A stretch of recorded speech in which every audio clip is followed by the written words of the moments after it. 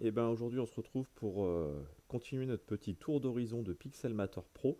On s'était quitté avec les outils dessin et les outils peinture, en se disant qu'on attaquerait maintenant les outils réparer et l'outil duplication.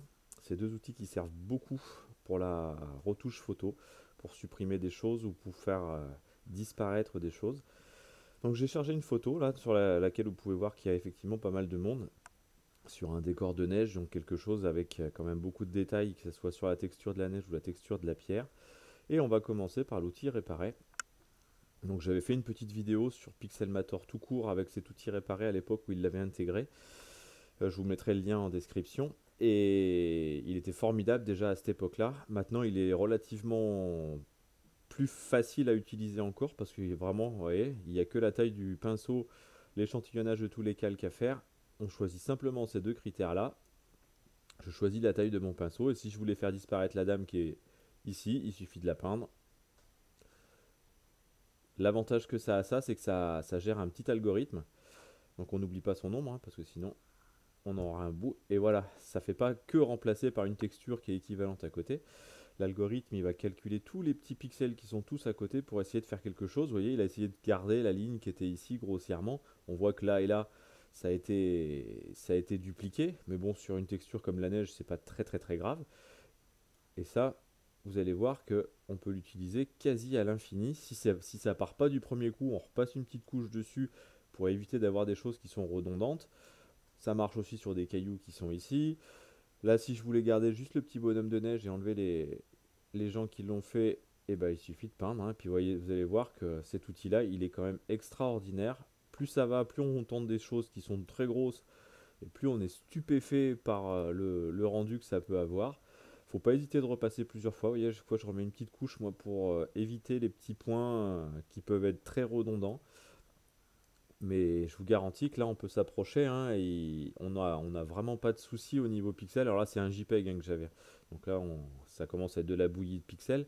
Mais vous voyez, on voit aucune trace de ce qui pouvait être existant avant. On va faire pareil avec son sac à dos. Tac, tac. Je garde mon petit bonhomme de neige. Alors là, vous allez me dire, effectivement, c'est facile. C'est que de la neige, c'est que du blanc, c'est des teintes de blanc, etc. Donc enlever un personnage là-dessus, il se régale. Mais regardez le monsieur qui est là. Lui, il a la tête dans la pierre et le reste du corps dans la neige. Donc là, on attend de Pixelmator qu'il nous refasse le trait qui est entre les deux. Pour faire comme s'il n'avait jamais existé, ce monsieur. Et très sincèrement, alors hormis le fait qu'il y ait deux fois le même caillou qui est ici, mais ça, voilà, il suffit de faire un truc dans ce goût-là et puis on n'en parle plus. Voilà. Et là, je me retrouve avec une délimitation qui est quand même relativement propre et qui a été faite automatiquement. Donc ça fait pas non plus un truc ultra net à cet endroit-là. Donc là, il faudrait soit repasser beaucoup de fois, soit sinon, après, c'est dans ces cas-là où on peut utiliser l'outil duplication. L'outil duplication, ça me permet de pouvoir, donc si je le sélectionne, aller choisir une source pour la dupliquer quelque part. Là-dedans, au niveau du réglage de duplication, j'en ai pas 50 non plus. J'ai la taille de mon pinceau, la douceur de mon pinceau, savoir si je veux que les bords soient doux ou pas, l'opacité, savoir si je veux qu'elle soit transparent par rapport à mon calque de dessous. Pareil, échantillonner tous les calques, fixer la position source. Fixer la position source, ça va être ça. C'est-à-dire que si là je prends une sélection ici, quand je vais commencer à peindre, on voit au-dessus, ici, là, quand je bouge, mon curseur de source, il bouge aussi. Si j'avais fixé ma position de source, je vais faire commande Z pour revenir,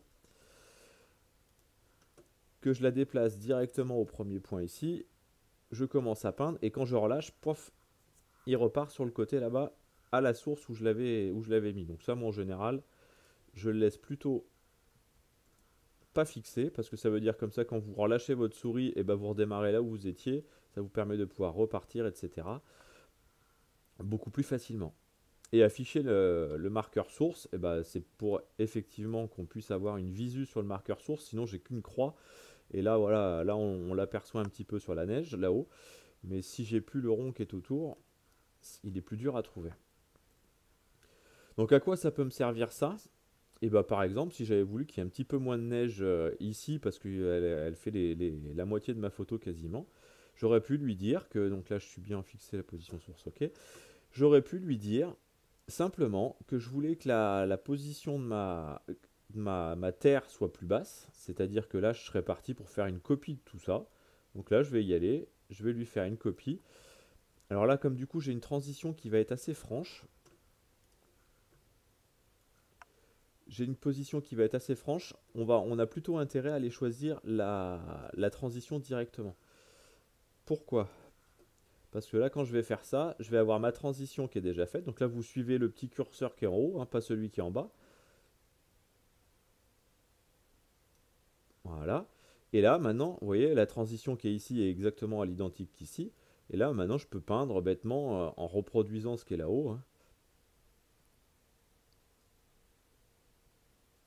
Donc ça, c'est très intéressant quand j'ai quelqu'un à effacer avec une texture comme de l'eau, comme des nuages, comme des choses qui sont quand même très très très détaillées et qui ne gênent pas d'être redondant. Là, en l'occurrence, on voit que la grosse pierre, on le voit deux fois, elle y est en double, c'est horrible à regarder. Donc là, pour ce cas de figure-là, j'aurais pas pris cette texture-là, j'aurais pris plutôt une autre texture qui vient peut-être plutôt de plus loin et repasser par-dessus.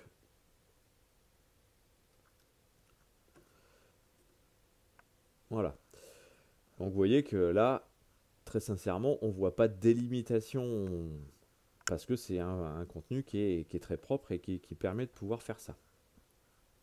De la même manière que mon petit bonhomme de neige, avec l'outil duplication, si j'avais voulu le déplacer et le mettre plus sur le côté ici, l'idéal absolu, c'est de prendre cet outil duplication.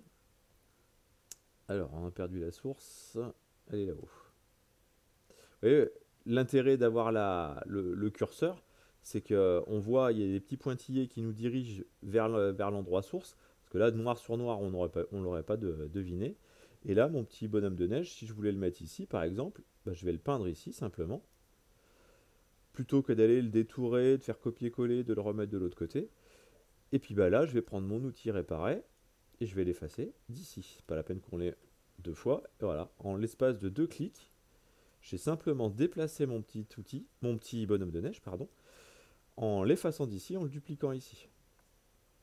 Donc vous voyez que ces outils-là, très sincèrement, ils sont ultra simples à utiliser et ils sont super intéressants à utiliser parce qu'on va pouvoir du début à la fin retoucher nos photos sans que ça se voit trop. Donc je vous invite à retourner voir la vidéo précédente sur Pixelmator parce qu'effectivement l'outil réparé était un petit peu plus détaillé. Mais maintenant c'est vrai que cet algorithme il est tellement puissant que là, je veux dire, on peut vraiment tout imaginer. Si je voulais enlever les cailloux, il suffit de peindre, quoi. Moi, celui-ci, à chaque fois, sincèrement, il me scie les pattes, hein. C'est un truc de fou, hein. On peut enlever, j'ai même été jusqu'à enlever le sujet principal sur une photo. Alors en plusieurs coups, certes, mais entre ces deux outils-là, on arrive à faire un travail super propre. Bon, bah écoutez, je crois que j'en ai fini pour ces deux outils ici. Prochaine vidéo, on commencera à attaquer bah, la netteté et tout ça. Donc là, les trois, je pense, netteté, éclaircir et saturer, parce que vous allez voir que les trois ont la même fonction, c'est-à-dire faire du ponctuel pour éclaircir, sur certains points, en peignant simplement. Donc ça, c'est pareil, quand on fait de la retouche photo, et ne serait-ce que du portrait ou des choses dans ce goût-là, où on veut pas faire des masques, et ben là, ça va être génial. Donc ces trois outils-là dans la prochaine vidéo. En attendant, je vous souhaite une bonne journée. N'hésitez pas à mettre des petits commentaires si vous avez des questions, un petit pouce bleu, et puis bah, ceux qui ne le sont pas, abonnez-vous, ça me fait toujours super plaisir. Bonne journée, au revoir.